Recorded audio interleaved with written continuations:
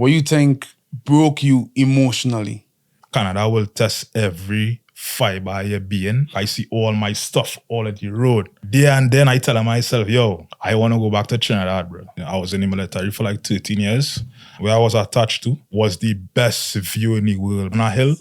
And it's like all I could see is the beach. Did you ever feel like you lose yourself? A few times, but sometimes you just had to take a leap of faith.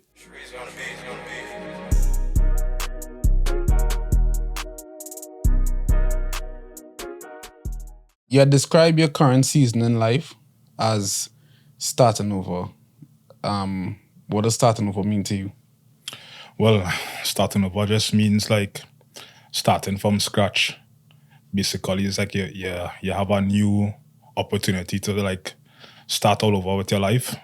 In my case, personally, I would say for me, like I spent majority of my time like in a service-related job. And I was in the military for like 13 years, and I just felt like at the time of my job, I just felt like I was like I hit a wall. Like there was no upward mobility, and I feel like I needed a new opportunity.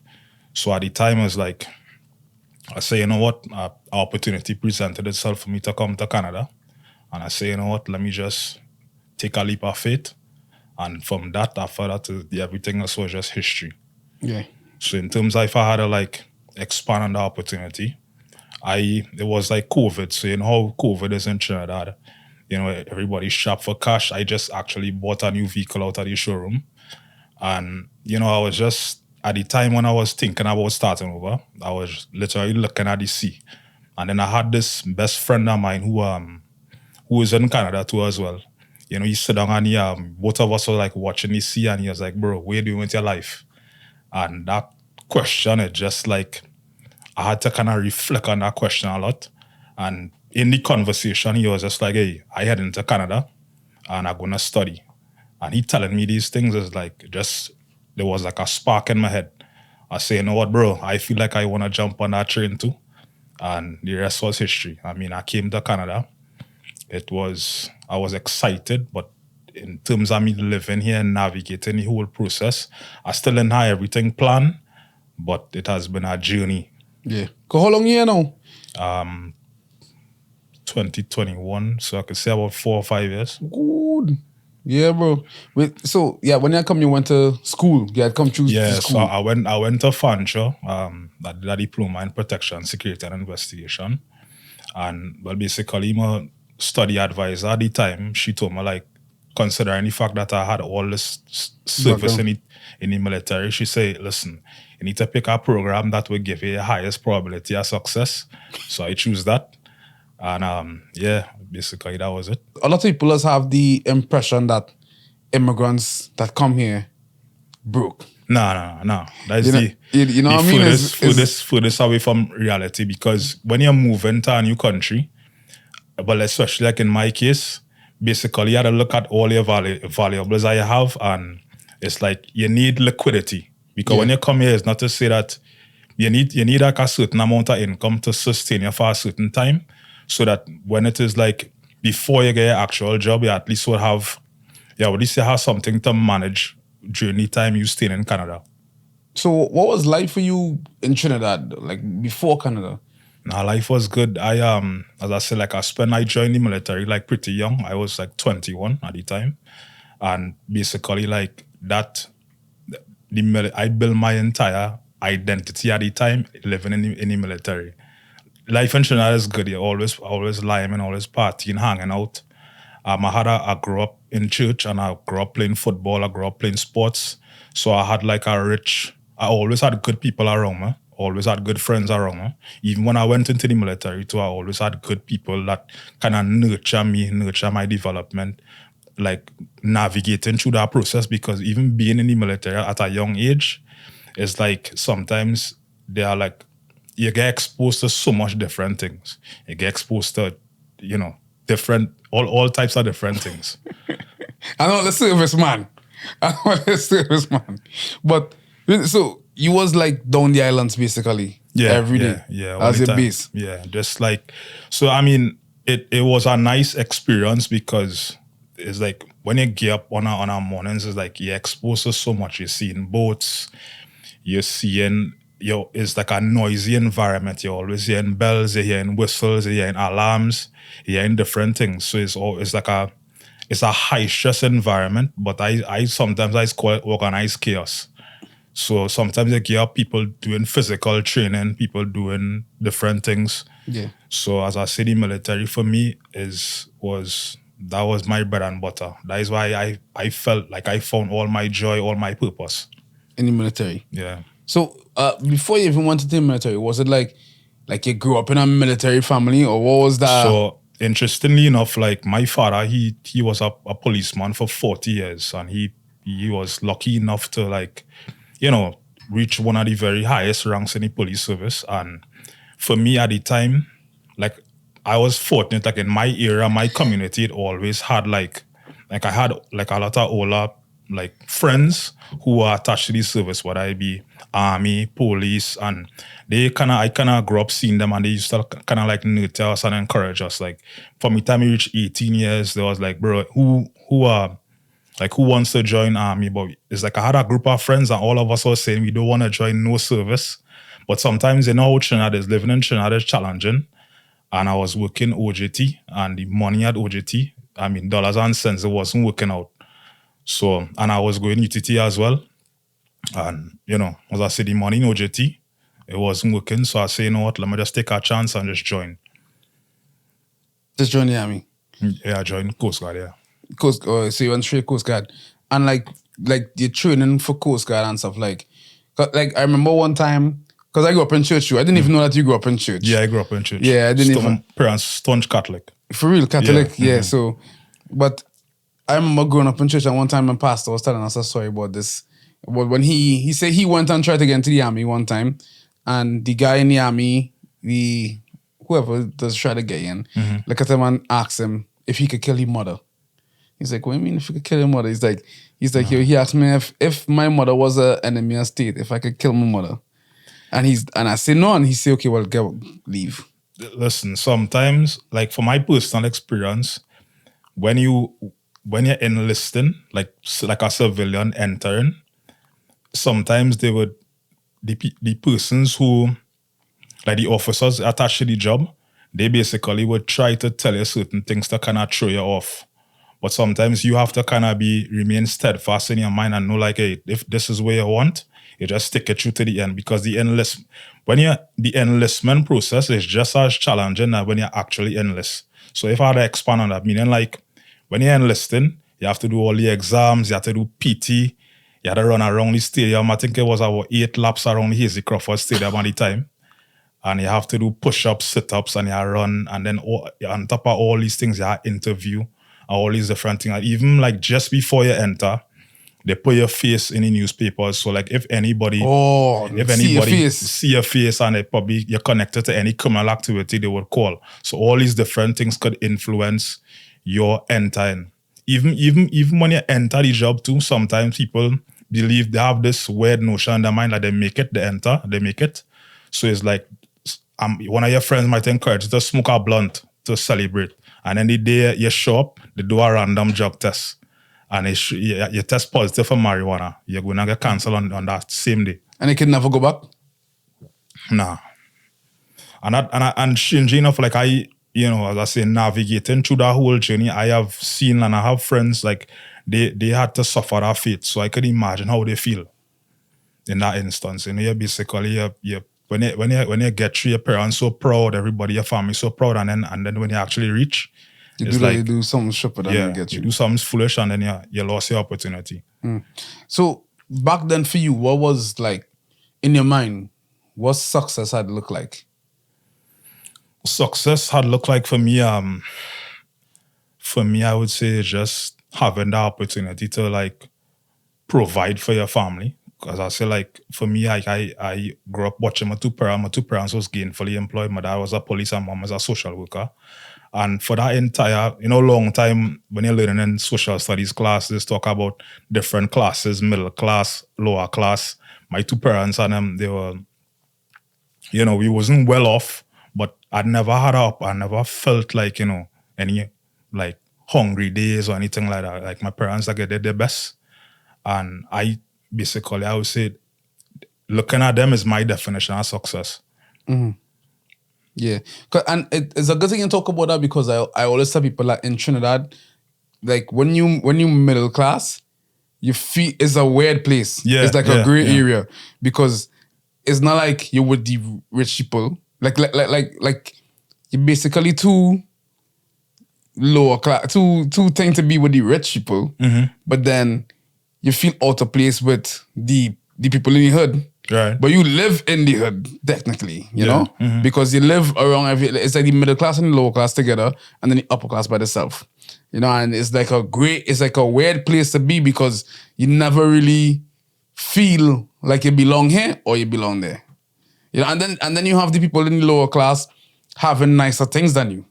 Like I remember borrowing my friend's shoes, and he was like supposed to be like he was living in like a shack. And I used to borrow his Jordans. My mother would never buy me Jordans. Listen, my mom, I remember I wanted a center stitch Clarks, and my mother would always, I think the days are like PLS. You know, they will always tell her, no, I'm not gonna buy no a Clarks is like $600-700. My mother carried me to PLS and buy some shoes called a State Street. And I basically had to wear that for my entire school year. Cause I mean your parents, they're looking at the value for money, right?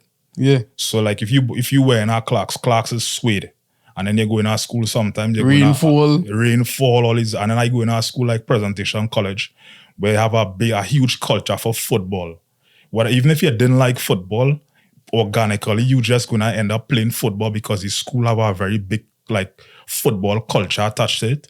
So you run around in our Clarks playing football is a no-no. So I mean, I run around with our State Street from PLS for like for my entire Form 4 year.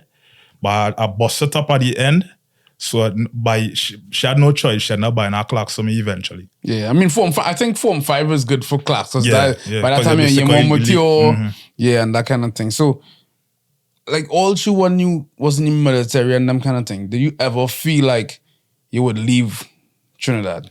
Nah, when I enlisted, that was like a real happy time for me, a happy time for my family.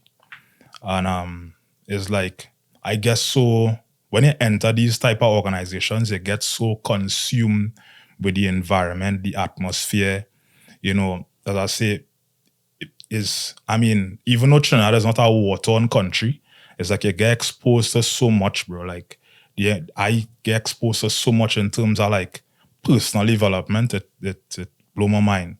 So at the time, as I say, like, it consumed me so much. But in that consumption process, sometimes you have to, as an individual, you have to take your own personal audit, personal inventory. So at the time, I did a lot of things. Like I get involved into martial arts, different things. And I get a place in my career where I just wasn't advancing.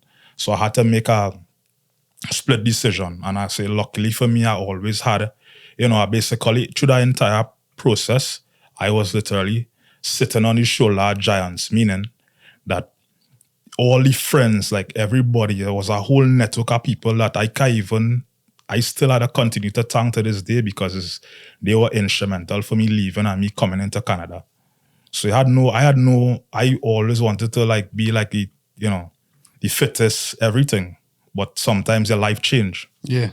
From you deciding I want to go to Canada to you actually making the trip to Canada, how was that process? Was it like, did it go smooth? Was it like a lot of the times? I remember, I never gonna lie to you, I remember when I was leaving, one of the things that I always thought of was that just like missing Trinidad, like growing up in Trinidad, and then you when you move, you kind of see that when you're growing up in Trinidad, where you have this mindset that a papaya is called a pawpaw. That's the real name. Because that's what we see, but the rest of the world call it papaya. So then you start to think, was I wrong or was they wrong? No. Type of thing. So that was my mindset when I was coming. But how was that for you, like that process?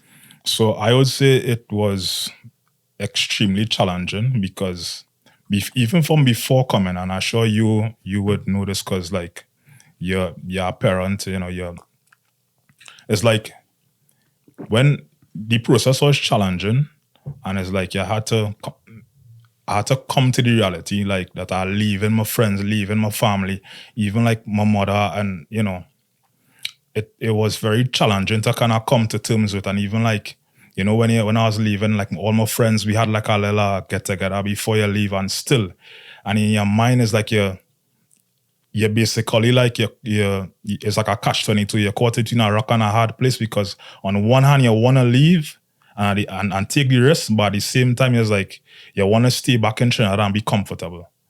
So for me, it was a very, very, very, very hard process. And even like, because I was attached to the military, sometimes people even know you need to get permission to travel. And in my case, because I was leaving to do a 2-year program, I needed to get permission to travel inclusive of national security approval. So all that thing was just like, all that in between that period, it just created so much anxiety. Yeah. So when you join the military, you can't just be like, okay, I go and go to school, peace. No. Everything military is structure. You have time to wake up, time to everything is on their timing. Even if you want to take a trip just to go to Tobago, you still need to get permission to travel. Because at the end of the day, when you sign the dotted line, you basically sign over yourself as government property. So that's just the basis side. You can't just when you sign to a job like that, is your operations is not like Vikey Vi. It's basically you moving on their timing, on their timing. But it is not draconian because I say everything is like a system, but at the same time it's like you are held accountable by this particular organization, and all your movements, the way you conduct yourself, even if I was still attached there, if I had to do this podcast, I would have had to get permission. For Because real? yeah. Because the thing is like everything in the military too is also about image. Yeah. So you don't want to do anything. You don't want to like see any statements to hold the organization or bring the organization in disrepute. Oh, so then they want to like approve of the whole video after and that kind of stuff. Yeah. Was it like you wish you didn't make that decision? No. It wasn't like that because, as I say, I don't know if this is like a Caribbean thing or a Trini thing. It's like sometimes you have to pay attention to, you gotta listen to your body and listen to yourself. You gotta be in tune. You gotta have that vibe and that vision. So for me, I would never say that I have any regrets because when I look at, sometimes you have to look at things incrementally. So if I look back in the past to where I develop in terms of professionally, in terms of the things that I get exposed to, I would have never see myself on this podcast 1 year ago. So sometimes you had to sometimes people is bring down the self and is like set these huge goals. Nah. Like I look at things incrementally. So I wouldn't say I have like regrets. I mean, it are certain things that I could have done differently in terms of the planning. But the thing is, when you move into a country from a small country to a big country like Canada, sometimes you would realize that even though you plan everything down to a T, I listen to a lot of immigrants, and when you listen to these stories, people have all the finances and this and that, and they're waiting on all these different things. And if you sit down and you wait on all them things for things to be perfect, it might just end up staying in the same position or same place that it was than before. So for me, the only thing my biggest takeaway, maybe I could have planned a little bit better, but nah, it's sometimes you just had to take a leap of faith. Yeah. I mean, and you're right, because you're right, bro. Taking a leap of faith was probably the best, because now you're in a better place, as you said, than last year. So that being said, what about Canada, when you now move here, was one of the biggest culture shocks?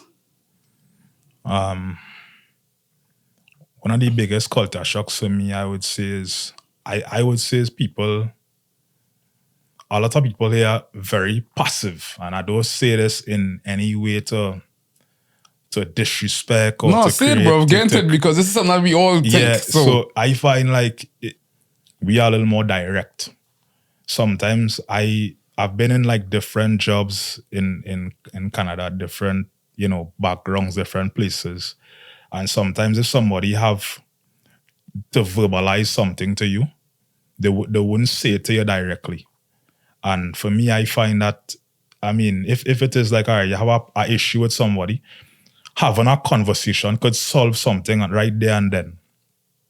But these people like they prefer like hold something and like maybe try to like give you some non-verbal communication, like to show you like you made a mistake. So for me, I find like that in itself was a big culture shock for me because Caribbean people, Trinis, are more direct in their approach. Yeah, they will tell you, definitely. Well, at one moment you realize that it wasn't going to be as easy as you thought. Well, I came here during I don't want to say the height of COVID, but like you say the height of COVID. So I came here during COVID, and at that time I was living not too far from here, and it was just me. I was like me and another brethren from Trinidad, and I came up with some finances. Like I'm trying to manage my things as best as possible, but I realized while I was living indoors for 6 months, I realized your money running out, and I had to get something. So I realized that before you actually get your so-called dream job in Canada, if you do, and that is why I say the planning the planning process is a big thing too, because why I always tell people before they come Canada, if you could get a job, if you could land with a job, it kind of increases your chances. Not increases your chances, it make you better off. Yeah. Because the money that you had, the liquidity that you had, it basically used as a savings, right? But if you come in here to look for a job, basically, you're trying to make some kind of David Goggins story, like you want to work all these jobs. Nah, I would never advocate for anything. So for me, I had to go through like a entire process of cycling through different jobs. And I don't even want to say it's like, anything that is illegal to get money. And I had to use that because, when you're paying for school, these institutions are not they're not working on thank you and IOU notes. So you have to make sure you had that money to keep paying all the time until your program finish. Yeah. And I mean, and you guys was still lucky because when I started school, I wasn't allowed to work. So I had to wait like a couple months to get a work permit. And then when I get a work permit, I wasn't allowed to work like it was a partial work permit or something like that. I was allowed to work like 20 hours. Yeah, same thing. Same as me. Like I was only allowed to work 25 hours a week. So the place I was, luckily, I think the restaurant I was working at the time, I think, I probably get like 4 or 5 hours a day, or I think I was there Monday to Friday, but still, you have to maintain that 25 hours a week. Yeah. And when, like, coming to Canada, what you think broke you emotionally? I wonder if I should give this story, boy. So I will share this story because I want to give perspective, right? So one thing Canada teach me, and this is a life lesson for anybody, like Canada teach me not to build attachment to things or attachment to people. Now I say that very gingerly because if it is really based on the dynamics, if you have wife, family, and that kind of thing, in that instance, the situation would dictate that particular tactic. But for me, I find, so there was this time I was living in Highbury and I had a landlord. I would say like a slumlord. Everything was good until like one of my friends moved out, and this guy basically he gave my ultimatum to move out, and he basically put all my stuff out in the street, bro. So he do it very like sneaky, very conniving. So when he wait for me to go to work, and by the time I come back, I see all my stuff all at the road. And in my mind, like there and then I tell myself, yo, I want to go back to Trinidad, bro. So to give more perspective now, it's like I didn't even know. So I went to the police. So police doesn't even deal with land and tenant issues. So Canada have a separate organization called Land and Tenant Board. So I was able to get onto somebody with the Land and Tenant Board. They would do a nice letter. They call the man, they talk to the man. Yo, nothing. I wasn't able to resolve the situation. So I wanted to try and go through court.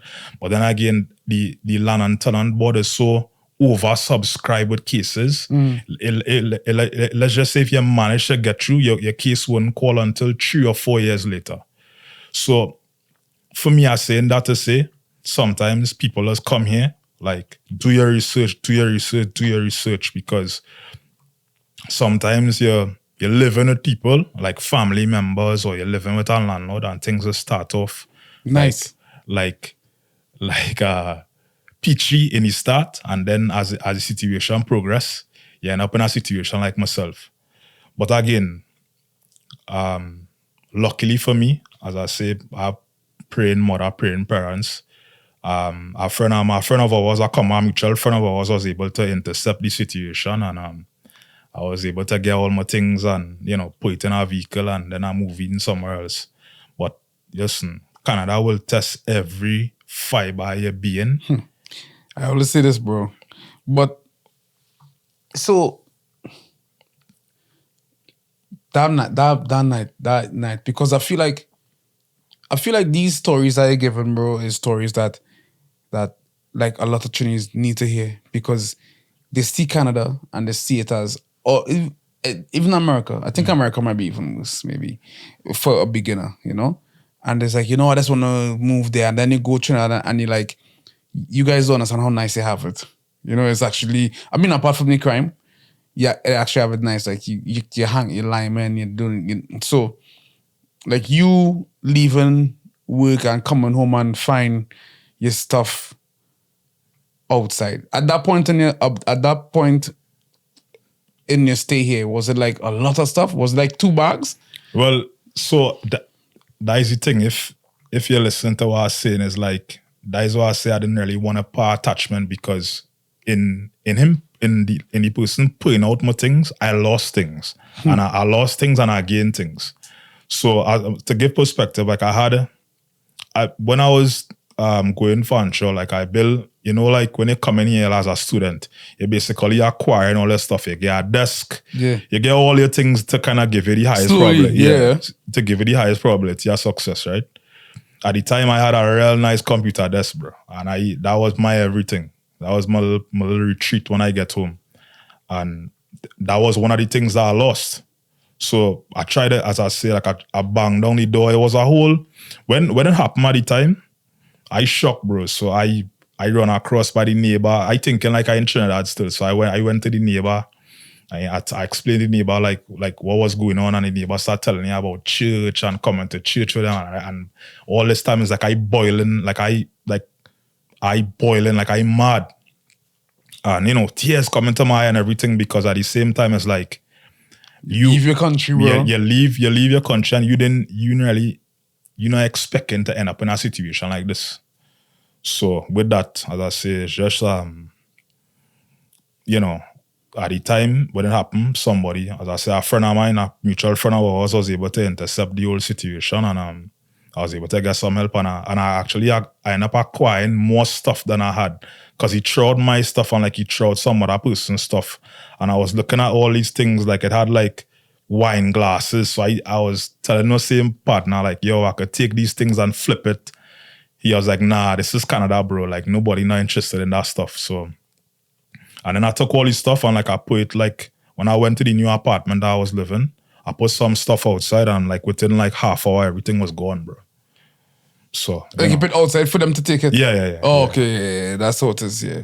Yeah, that's what it is, yeah. So did you ever want to go back? Well, other than that time, like did you ever, because that time was a more like emotional, I want to go home. Yeah. But were you ever like, bro, I done? Yeah, I mean, as I say, navigating this whole lifestyle, or because it's much Canada is much faster than Trinidad, right? And just navigating work life, friend life. Another big challenge too in Canada too is integrating. Integrating meaning like trying to find other like-minded individuals, and this is not even necessary anything about diaspora. I talking about because sometimes it's not good to get caught up in identity politics, right? Meaning like if two of us look the same, it doesn't mean that you have any obligation to assist me. So I say not to say is like there were many times I just being here like in the environment, trying to communicate with people, trying to integrate, trying to find like you're just trying to like replicate, like make your life similar to how it was back home. That has been like I would say like real challenging. Did you ever feel like you lose yourself? A few times, but that is where your spirit, your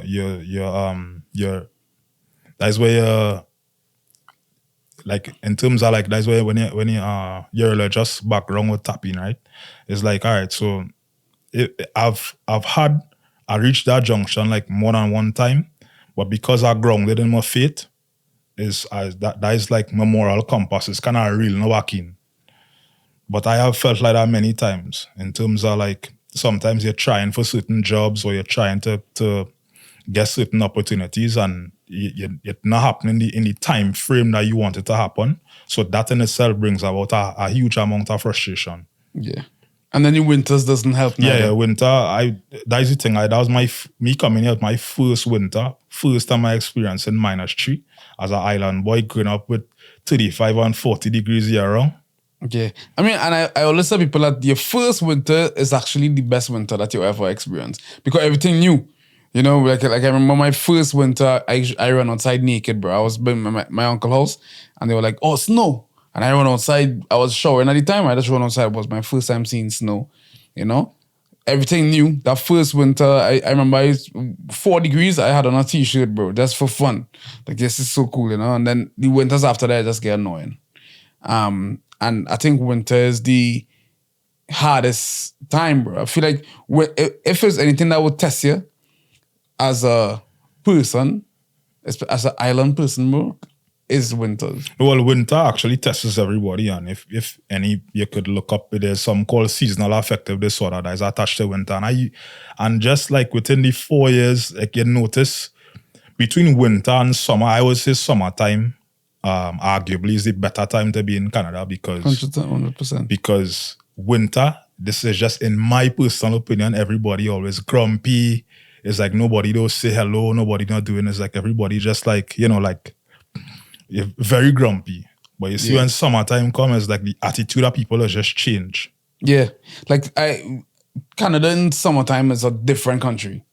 Completely, bro. I always say Canada in summer is like Carnival in Trinidad. Yeah. It's different, bro. It's like everybody happy. And I mean, it makes sense as to why, right? Because we don't really like I just be inside whole winter. I just try to do things to keep active, bro. But like this winter that just passed, I can do it. This winter that just passed to me was the worst winter that I experienced. And that was physically, that was spiritually, that was emotionally. That everything, bro. Every early that you could find, bro. That was me last winter. It was the worst winter. So I had to go back to Trinidad. And you go to Trinidad, bro, and like you go to Trinidad and you get low-key jealous. You know? You're low-key jealous of people because you're jealous of people because, like, for instance, you go and you see, like, garbage on the beach. And I remember, like, watching the garbage on the beach and telling myself that more people in Trinidad need to travel to see how nice they have it. And when they see how nice they have it, I think that will fix everything. The crime, the politics, everything, bro, because you see how blessed it is to be in a place like this, bro. A place where you could literally leave your house right now and go for a walk and find good food. Like something simple as that, how important that is. I remember Savio went to Trinidad last year and he made a point that we never even realized. he said everybody here always dancing. You know, you're driving, everybody dancing. My mom came in summertime last summer, and I remember Christy was like, oh, it's a nice day out. And my mom was like, oh, we never say that in Trinidad. And then I realized we never said that growing up. Every day is a nice day. Every day is a nice day, bro. That was something that never came out of, and you didn't even realize, you know. And then you come here, and then you go back and see people complain, and then like, I look jealous, so you don't understand. You could just walk down to Bamboo Cathedral when you want. It's different, right? So, and if you could have go back, knowing things that you know right now, if you could go back before you made the decision, would you still make the same decision? If I could go back, I would say yes, because, bro, sometimes you have to, your life, I always say, like, life is like life, jobs, anything is like transitional spaces, meaning that you only here to occupy, even like this where we sitting in this vessel that we have.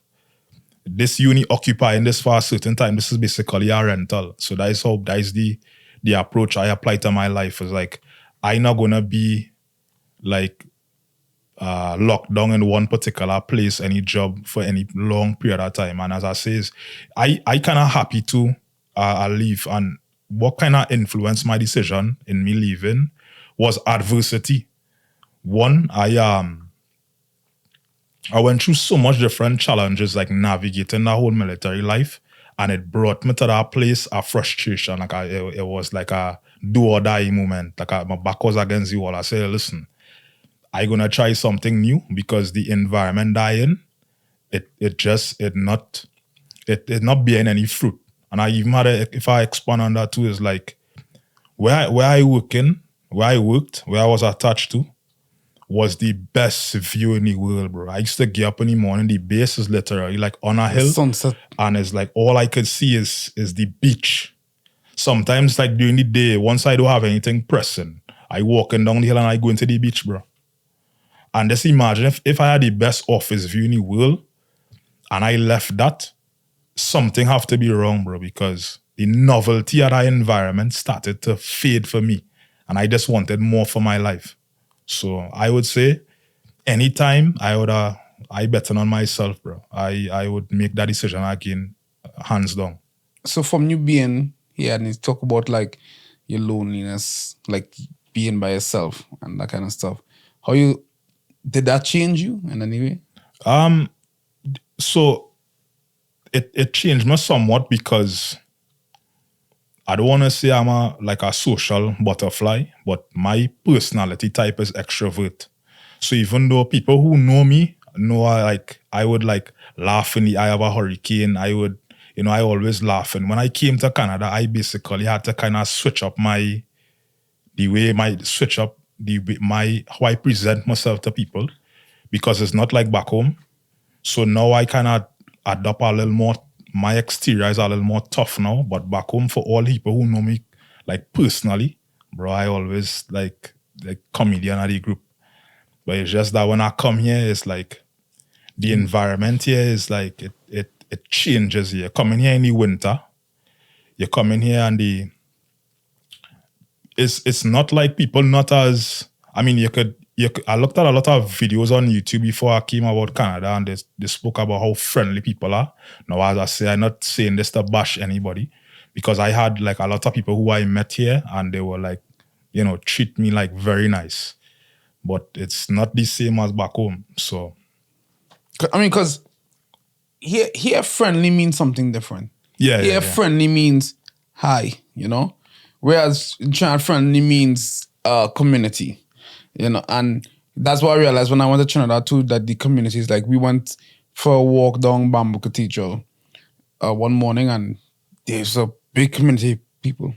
And before we went on the walk, we were just standing up there talking, and it's things that I miss, and then you look at your life, and then you start to realize, now I realize I don't really have much friends in Trinidad no more. Because I spent most of my adult life here. I came here when I was 21, That's like I became a man in Canada. everything that I do happen here, you know? So in terms of that, I think that's what they see. What they call friendly is that, like, hey, good morning. And even that, I feel like in Trinidad, everybody, you walk in a place and good morning. You know, somebody walking on you, good morning is everything is you say hi or good morning when you enter any place. Whereas here, it's like if you tell somebody good morning, they think you're trying to crack. You know, you can't really tell somebody good morning without it being an awkward thing. No, well, that is what culture is. That is what culture is. Maybe I should have said that was one of my first culture shock. In terms of, people it's not as friendly as what they talk about on YouTube. So, and I'm not saying maybe different cities is different types of people. And as I say, like I just given my experience on me being in London, and maybe Toronto is different. Maybe people have different experiences in different places. But just looking through my lens over the past almost 5 years, I would say is people not as friendly, but I have met, like, I have really good, I build a nice, like I get like a nice crew of people who I talk to and who I hang out with in Canada. Yeah. And that's needed. I remember now I have my wife and kids. So between my wife and my kids, I'm so tired. I'm always tired doing this and that kind of stuff. So, but like when I just came here, that was really important to me. And then you had to choose them wisely because you come here and you meet people who look like you at first, and then you realize that they lose their soul, bro. They lose. But luckily, I'll tell you, one thing I will tell you, bro, is that your timing in here is the best timing, I think, for Trinis.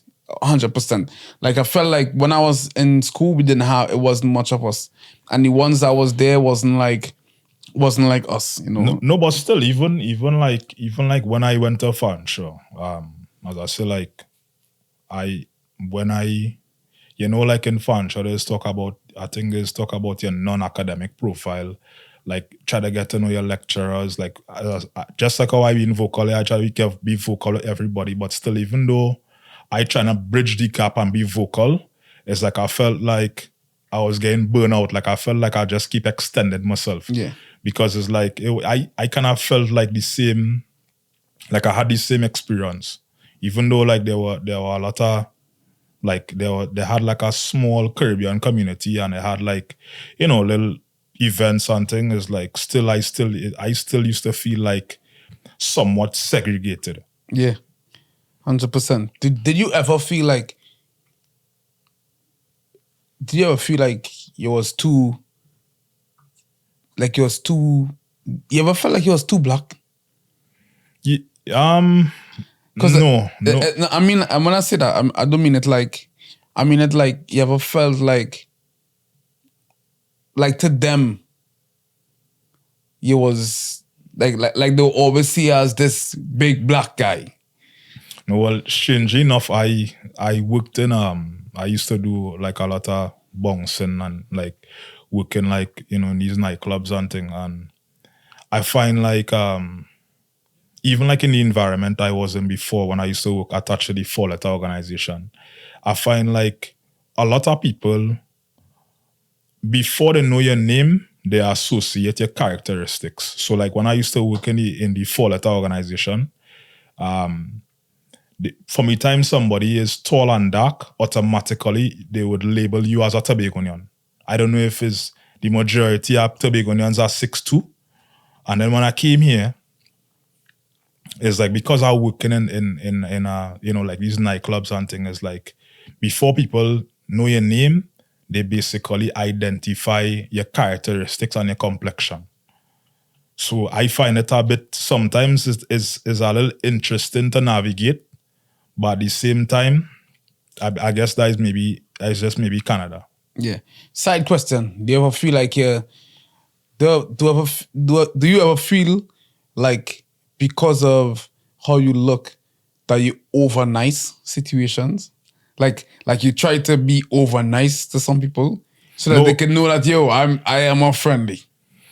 Yeah, but the thing is, even though I even though that, and that's why I say like I try to when I came here, I literally had to switch up my program because you're in a different environment warrant different tactics, right? So I feel like all the time through my entire time being here, I had to literally like if you had to communicate, you have to code switch. If you have to get certain things done in terms of like e-commerce, you might have to code switch. So I feel like most times, 95% of the times, like I have to literally like, lower my tone, use tonality. Like I always have to try to be super nice, bro. I mean, I can't help it. Yeah, I feel like I have the same struggle because from the time people see me, they're like they see how I look, and for some reason they think, is this kind of guy. So I just have to be like extra nice, like extra listen, smiley, I extra. try to project myself as a gentle giant, but at the same time, there are certain things that you cannot control. So sometimes somebody seeing you, they already have a preconceived notion, they already have an inherent bias of what they think or of you or what they think how they think you would operate. So I feel like if more people just say hello and hi or just ask certain questions before you have a preconceived notion about somebody, it will make life so easy. Facts. I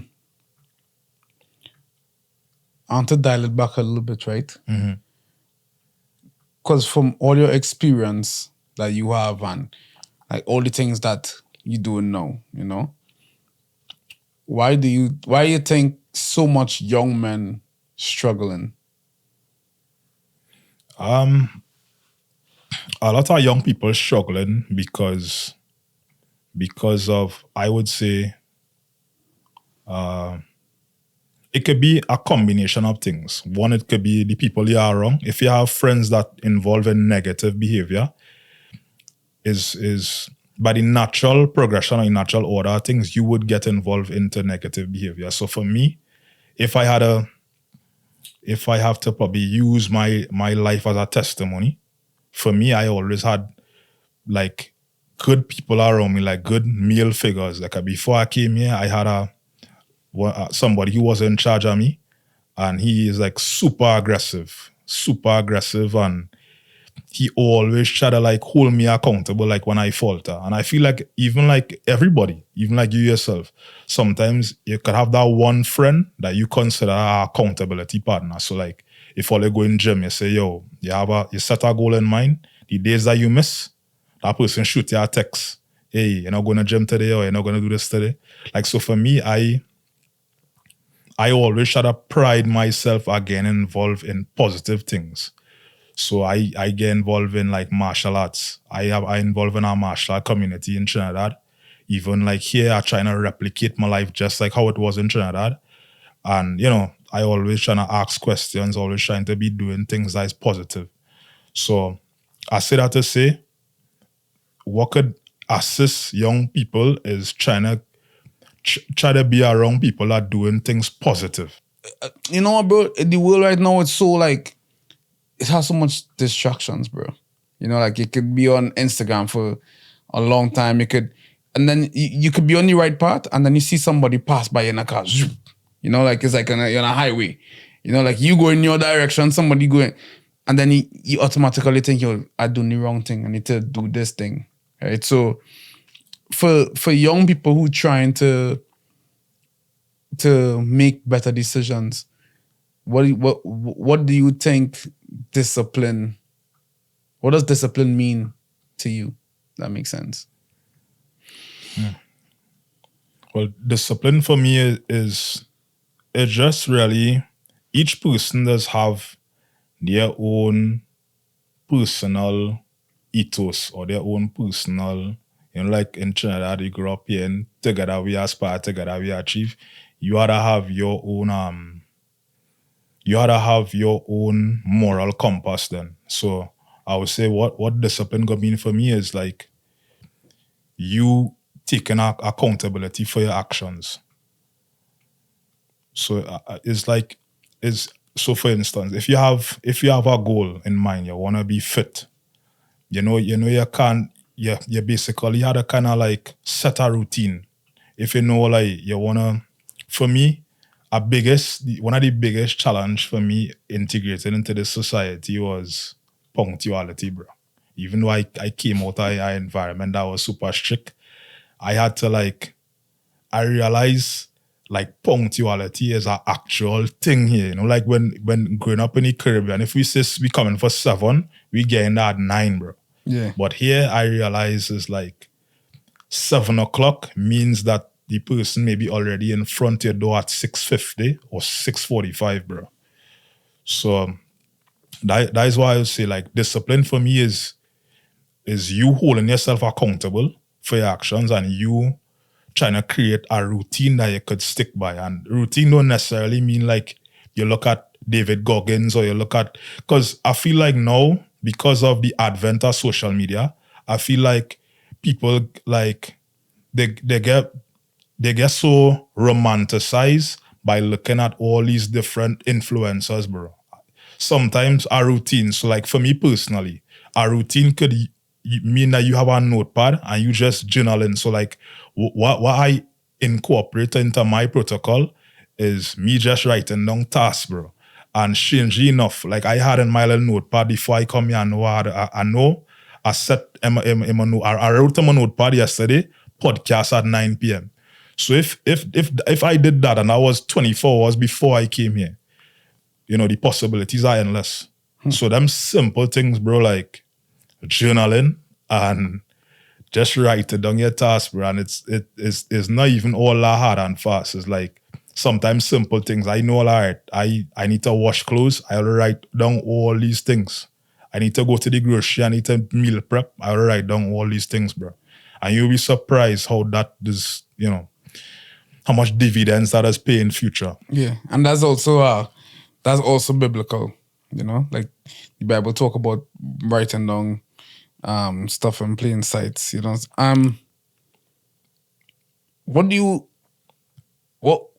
what goes through your mind when you by yourself now?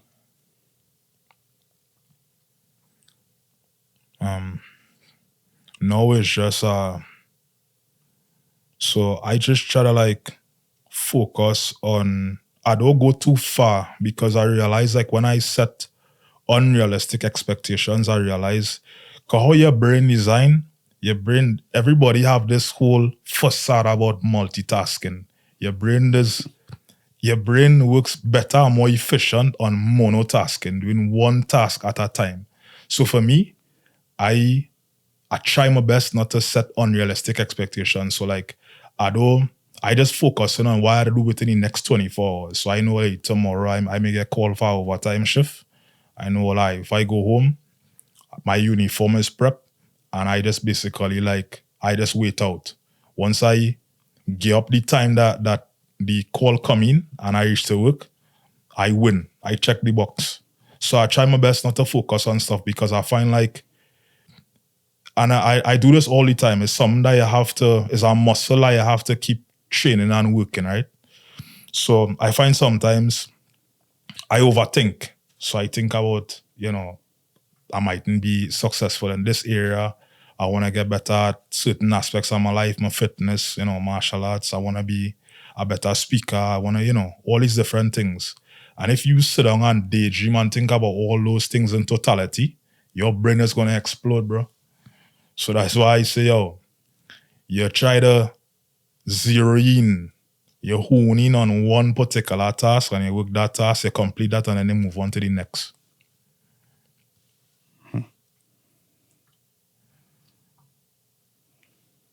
Yeah. And we start off the podcast with you answering the questions like so small. I know you answered them so long. But there's so much different things that you say that I really wish that we could dive into. Because this is the first time this is what I like about this podcast, because that you have so much people that but when you sit down and you talk like this, you actually get to talk to that person, and see what going through their mind,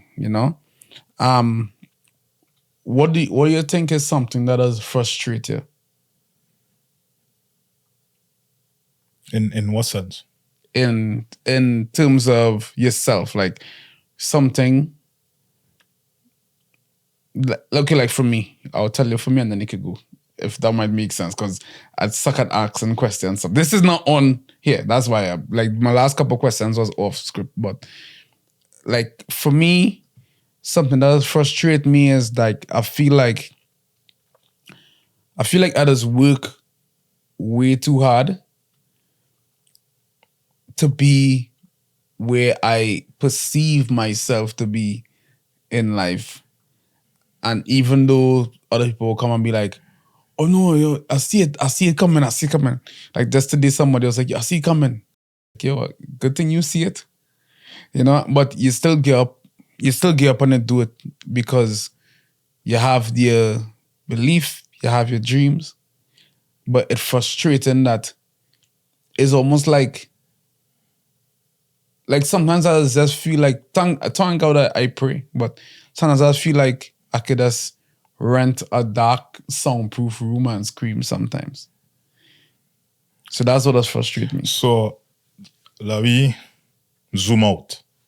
So to give context, remember how, as I was saying, like setting unrealistic expectations, right? So when I was working in the four letter organization, when they're doing like performance appraisals on persons, there's something called human factor. The reason why I'm saying that is because I relate to your experience because two of us are human beings, right? And I relate to everything that you're saying so well because for me, in my own personal experience, I find like I just work a lot, bro. Everybody who know me, all my friends who know me, I am a workhorse. But what brings about frustration is balance, bro. I haven't been able to strike a balance. Because sometimes, just as I was saying before, like, sometimes you look at different people. Like, I remember before I came to Canada, I had a friend of mine who had a job in the bank and he was like real good at investments, bro. And he invested like $4,000 or something in crypto, bro, for like 3 years. This man was just home, just chilling. But he's a fella like really intelligent. Like, you could talk to the man about an array of topics and he could always, have answers for different things.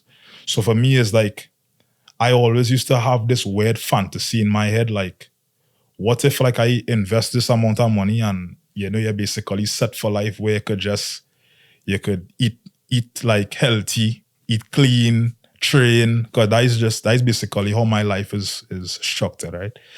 My life is basically structured around fitness and working. So for me, I relate to your experience totally because me being a workaholic, it's just like I'm just unable to find that balance. Yeah. That is what brings about the frustration. In fact, I just always working, and I haven't been able to find that balance. And sometimes I work in, sometimes during like wee hours, and you're basically your circadian rhythm is messed up. So, even it's one thing to work, but you have to. Sometimes you still have to take a little time for yourself too, and sometimes you can't be too hard on yourself. Sometimes you have to give yourself positive reinforcement too, right? Yeah. And then too, in your case, you have to look at it as you are a father, and basically you're not doing these things on your own volition. You're doing these things to kind of build a legacy for your family, right? So even though the work, sometimes people just look at work negatively, but sometimes you have to like reframe your thinking too. Sometimes you have to be like, yo, I'm doing this because I have a particular end goal. But if you have family, whether you are dependents, wife, children, that kind of thing. So yeah, you're right. I mean, like, if you think about it, a lot of the I can't remember the story, but it was like a lot of the buildings, like a lot of people build stuff that they would never get to see. No, is it a tree? What tree is it? Some plant that when they plant that, it takes like a lifetime to grow. So like the person who plants it knowing that they would never get to eat the fruit from it. They'd leave it for people that is to come, And as you're saying that kind of ring for me, right? But that being said, do you ever feel out of place? I shouldn't even ask it to you ever. I should ask how often and how do you deal with it? Like when you feel out of place. Out of place in like a social setting or Like just in in, life? like for instance, in like, well, a social setting. But I won't even say, as I would say, societal setting. Well, again, I remember it's like, how I could put this is like sometimes I doom scroll, and people would have negative connotations around doom scrolling. But for me, in my doom scrolling, I learned so much. So there was one time I came across this social influencer called Wallow and Gilly. Yeah. And I know he always have this thing where he says there are 8 billion people on the planet. So it's like he basically saying like, if it is you didn't make it in, so why gather comment is like if you didn't make it in your country or if you didn't make it in wherever it is you're located, your geographic location, you could move away. So in our context, Trinidad it's not that Trinidad wasn't bad. It's just that you wanted a different opportunity and you want trying to push yourself for better. So if for me, I'd really focus on the outer place feeling too much, because I mean that happens from time to time. But the thing is like I didn't get to this age by guess. Me getting to where I am now is based on experience, and me getting to where I am is like all the little things for all the experiences from when I was a child come to this point is what has helped me push through. All the challenges I experience navigating military life, all the challenges I experience, just going to school, growing up in Trinidad. Sometimes, for me, I am a person that does always sit down and live in my head. I will always sit down and try to like go over experiences. Why could I do better? What could I do differently? So with that, that is how I basically, do things. Yeah. Yeah. I always say that in life, bro, it's just to find your tribe, bro. Right? Is that everybody had a tribe? It's just. But once you find that tribe, bro, everything has flow better. So, yeah, bro. And Canada, bro, Canada would break anybody, bro. Especially coming from Trinidad. Especially coming from a place where everything was so close knit. I mean, like trying to have the crime, we know, but everything's still so close knit, bro. It's like you never really feel lonely. But strangely enough, in my time here, I get to appreciate. I get to appreciate being Trinidadian more, and it's like I get a better sense of patriotism. And it's like simple things, like even when I go back home, and I'm sure you could attest to this too. Going back home is like a retreat from Canada. Yeah. And when you go back home, it's like a complete reset. You could start all over. You've been such a different headspace so when you go back home. So I find like it's like a complete different experience just when you're in Canada. Yeah, it's different. You just say yeah, so you said strength is not physical or financial. So what is strength? That is like basically is a very broad spectrum. You could be strong emotionally. Sometimes some people have very high emotional IQ. Sometimes somebody could be very strong like physically. But for me, I would always lean into having emotional strength and having a very high emotional IQ. Because it just shows that you have some level of depth in your thoughts. You're not superficial in your thinking. Sometimes you'll be able to just like how we have in our conversation, I could sit down and relate to you on certain issues because I have I have a other oriented mindset. Like I seeing you physically, and I know two of us are human beings, two of us are black, two of us are Trinidadian, so it has so much similarities that we could relate on. So for me, I would say emotional strength and spiritual strength. Like if you combine the two of them, is one of the best combination. And we could close up on this one, right? Because this whole conversation, I think, was basically you saying the person who came to Canada is not the person that's still here. No. And in a bad way. Not that you forget about that person, but in terms of like you evolved into something that you never thought you could become, right? So if you could that day when you were sitting on the beach in your car, in your brand new car, and you was thinking about coming, right? If you could open that door and sit down with you, what conversation you think you will have?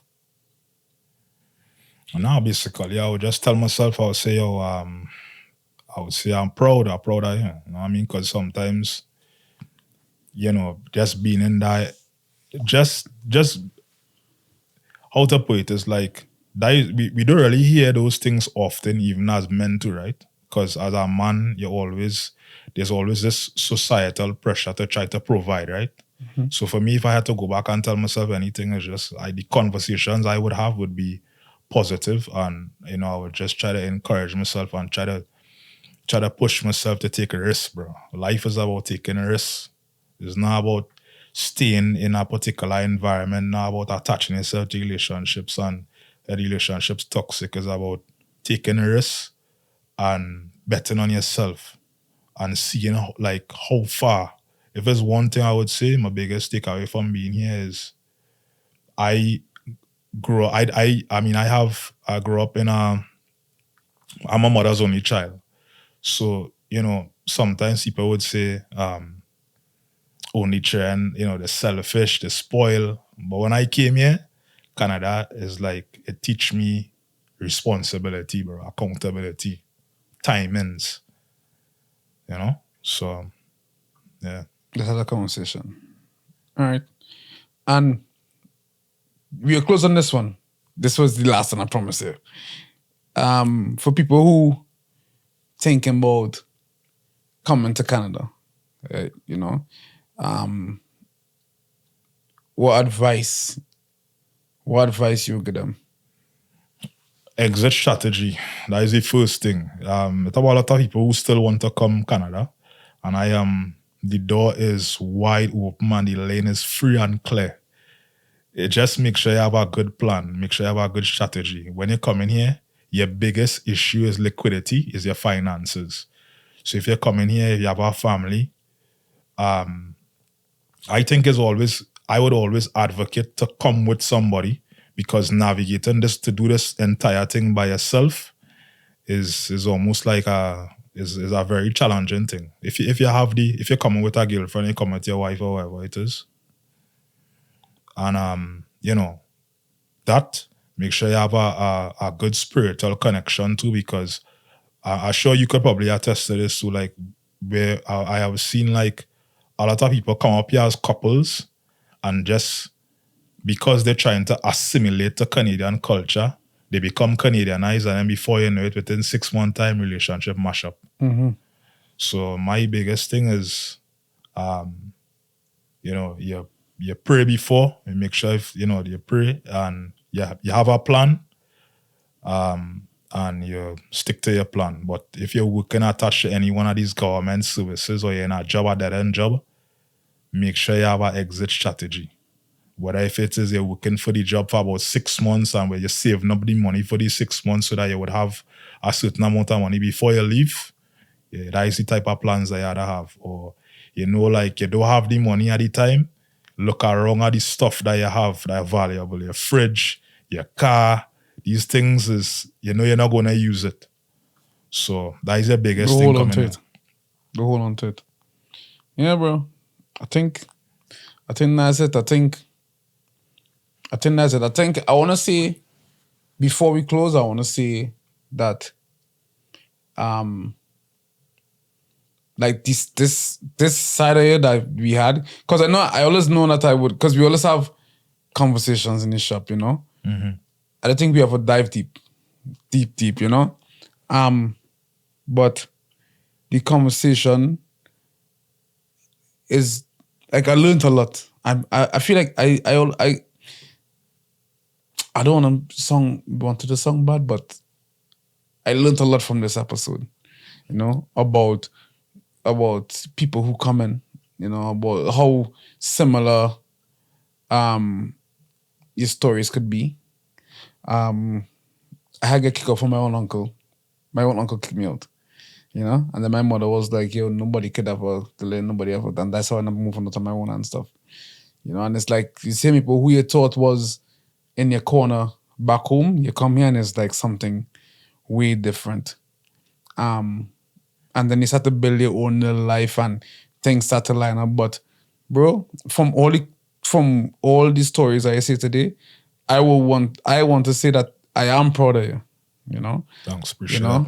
that. Because bro, Canada, dog, it's not easy, bro, and navigating by yourself, bro, is one of the hardest things that you could do, bro. But in the end, like when you finally get like your wife and your kids and things, if that's like a goal for you, then you'll be in a place where like I could lead my family, because I've been through everything that Canada have. It had not Canada have that I never been through. So that's the phase that you going through that I had to go through. Like that, you're outside, you know, you're with different people. I don't mean sexually, I mean like socially. And then you'll reach that point, bro, and it's a different place to be. It's a more safe place to be. You know, sometimes I feel like I leading them and I supposed to be keeping them safe, but them is the ones keeping me safe, keeping me sane. So that being said, bro, thanks a lot for coming and sharing your stories. You know, thanks a lot for coming and sharing your wisdom and your history. And it was a pleasure for me to finally get. After much deliberation. Yeah. I know there's plenty thinking, but that's why I keep being on it, because I was like, I know that even what we talk about today, we didn't even touch on a lot of the things that we could have touched on. But I know that they say that in the conversation today, they say you want to do like speaking and thing, bro. And I think that you definitely, like I always tell people, bro, I feel like everybody who I have on the podcast are way better speakers than I am. Like I never had somebody who I was like, well, I did a couple, but who I had to pull, you know, I feel like everybody was way better speakers than I am. And that's why I really started it, to give other people a voice, you know. As I said before, I didn't want to start a podcast. I was just that I had all the equipment and I was like, instead of doing cheap work with people, let me do it for myself for free. You know? And that's how I started it. But thanks a lot, bro. So, ladies and gentlemen, this was another episode of Young and Gifted podcast. And on this episode, we had a deep dive into starting over into a new country, new life, emotionally, spiritually.